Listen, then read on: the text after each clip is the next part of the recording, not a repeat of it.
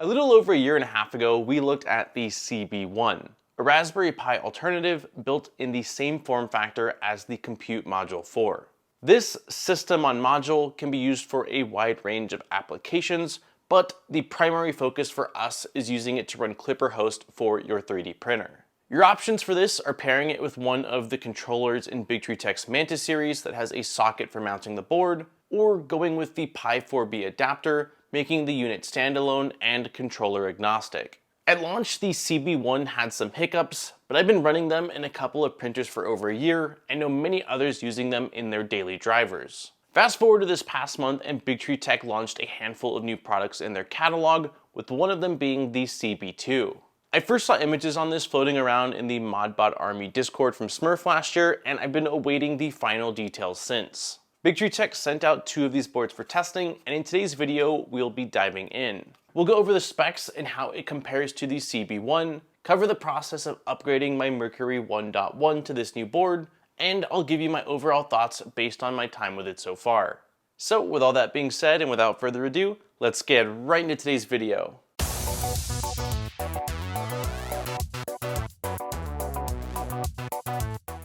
Today's video is sponsored by FlexiSpot. You may know them for their high-quality sit and stand desks, but did you know they also make ergonomic chairs? As someone who spends a huge portion of their day working at their desk, correct posture to avoid straining is really important. Years ago, I purchased a chair based on recommendations, but this past year, I've been battling headaches from neck straining with how I sit in it. Enter the C7. Available in mesh and foam options, this ergonomic chair comes packed with features. The headrest slides up or down and rotates, the lumbar support pivots, armrests go up, down, side to side, or forwards and backwards. You can tilt the whole seat forward and set it to recline from 90 to 128 degrees. It even has a fold-out footrest. I've been using this chair for the past month and am really enjoying it over my previous one. FlexiSpot is currently having their brand day sale with up to 60% off select items. You'll even have the chance to win free orders on May 27th.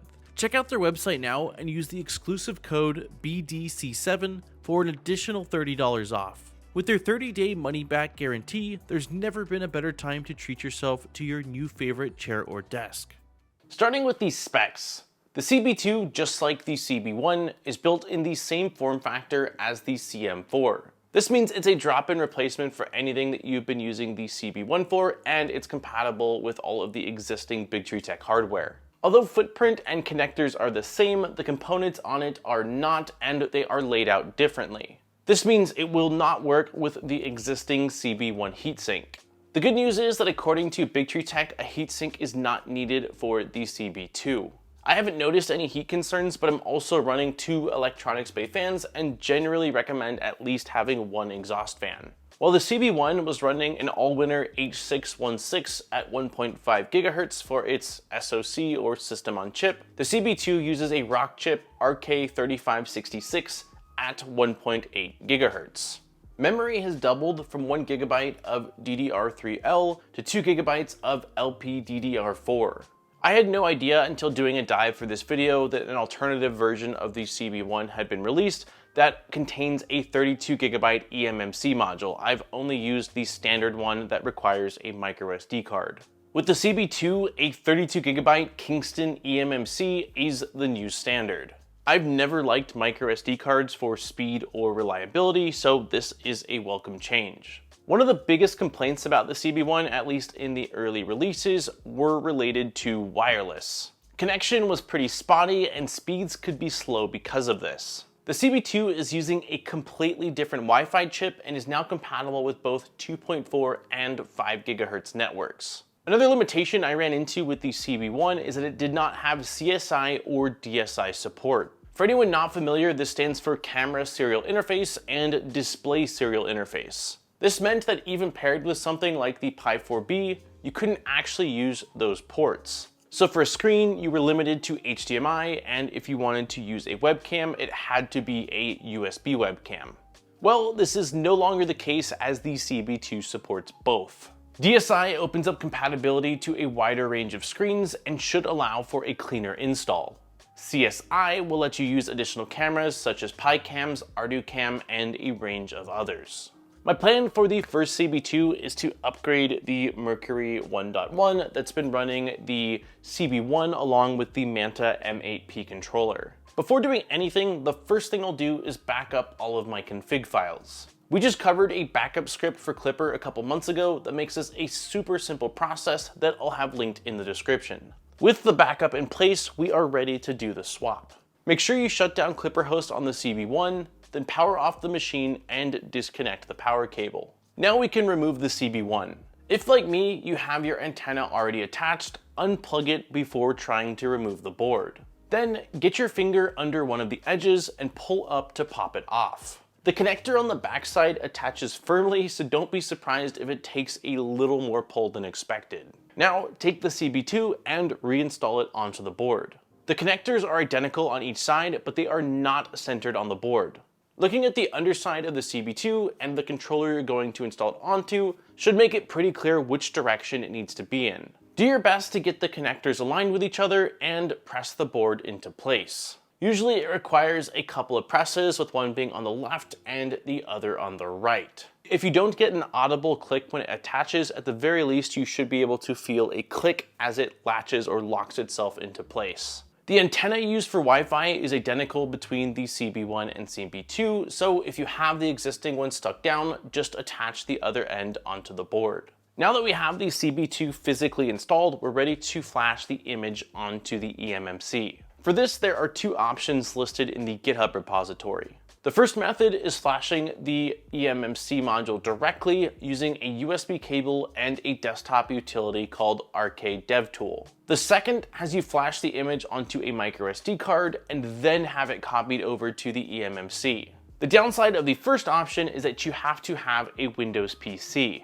My primary PC is a Mac, and although I have a couple Windows computers as well, I like the idea of covering the method that's going to work on any OS. For the microSD card method, you'll need a microSD card that's at least 8 GB. Start by plugging this into your computer. Next, we need the image for the CB2. This is available in the CB2 repository, and I'll also have it linked in the description. At the time of recording, the latest version is 1.0.4. Listed under it has the light version and the larger Klipper image that has things like Klipper, Mainsail, and Moonraker pre-installed. At the time of recording, do not use the light version. I found out the hard way that although in the changelog for version 1.0.3, it says they set the username and password to BQ in all lowercase. This is not the case for the 1.0.4 light version, as I went through the entire process and realized that I could not actually connect to the CB2. There's already an issue submitted, so I'm sure they will correct it, but avoid the wasted time and download the full Klipper version. We also need Balena Etcher to flash this image onto our microSD card. Just download it from their website and install it like you would any other program. Once installed, open up Balena Etcher. On the left side, click Flash from File and navigate to the CB2 image that you just downloaded. Then select it and click Open. Under Target, select your microSD card. Double check that you're flashing it to the right device to avoid any accidents. Once confirmed, click Flash to begin the flashing process. On Mac, it will ask you for your password, and on Windows, it will ask for permissions before it begins. Flashing and verifying took roughly 15 minutes for mine to complete, but that will greatly depend on the speeds of your microSD card and whatever device you're using to actually connect it to your computer. Hopefully once it completes, you'll get a notice saying that it was successful. I have no idea why, but once flashed, my Mac would not recognize the microSD card. I tried a few different things with no luck before I jumped over to my Windows computer. Here, it opened right up in File Explorer. If, like me, you're going to be using Wi-Fi, on the root of the SD card is a file labeled system.cfg. Open this file in a text editor and look for the section that says Wi-Fi name and Wi-Fi password. Here, you need to replace your SSID with your network name and your password with your network's password. Make sure that both the spacing and case is set correctly, and then save, close the file, and eject the microSD card. Next, plug it into the host port of your controller or in the microSD card slot of your Pi 4B and power it on. First boot usually takes a little bit longer, but if you did everything correctly after a few minutes, you should see the CB2 pop up on your network. Look at your router to grab the IP that it was assigned, and now we are ready to SSH into it. Open up a terminal window and type SSH space BQ in all lowercases at the IP for your CB2 and hit enter. The first time you do this, there will be a warning, so just type yes and hit enter again.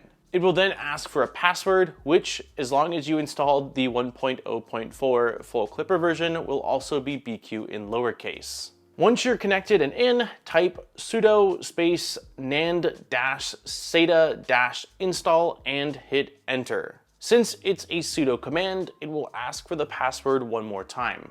In the window that pops up, use your arrow keys to navigate to boot from eMMC, system on eMMC, which is option 2, and hit enter on OK. You'll get a warning that this will erase the eMMC, which is what we want, so hit enter again. On the next page, we want option 1, ext4. Once you enter OK, it will begin the process of transferring the image file from the SD card over to the eMMC module. On screen, it said it was going to take something like 13 minutes, but in my case, it was quite a bit quicker than that. Once complete, select the power off button to shut down the CB2. Then power off your printer. At this point, you can remove the microSD card and then switch the power back on. Congratulations, you have now set up your CB2 and it is running successfully, hopefully, off of the eMMC. Really, the final step is to copy all of your configuration files back over to Mainsail. For this, I just went under the machine tab, clicked upload file, and selected everything that I'd backed up. I also created a clicky folder and uploaded my clicky config files there. I had a few more issues on mine because of the config that I was running. Since I had shell commands, I had to reinstall that using Kaya. Since I was running CAN, I had to reconfigure the CAN network. And since it was a new version of Klipper, a few arguments in my clicky config had been depreciated, so I had to revise that. None of that stuff is unique to the CB2, and that would have been the same case no matter whether I had done this on an actual Pi or any other Pi alternative. At the time of recording, I've only been running the CB2 for a couple of days, but it's been a positive experience. Jumping around Mainsail and uploading files is definitely snappier, and I'm really happy to have the 5 GHz capabilities. I never installed the screen on the Mercury 1.1, but when I do a rebuild, I'll probably opt for using DSI over what I had planned on using, which was HDMI. Currently, the CB1 is listed at $25.26 and the eMMC version at $29.99, while the CB2 is $10 more at $39.99. But once you add on the nearly $6 heatsink to the CB1, it really narrows down the gap between them. I feel like a question that many might have is, should they upgrade to the CB2 if they already have the CB1? My current thoughts are that if you are up and running with the CB1 and you're happy with it, there's no need to upgrade to the CB2 just for the sake of it.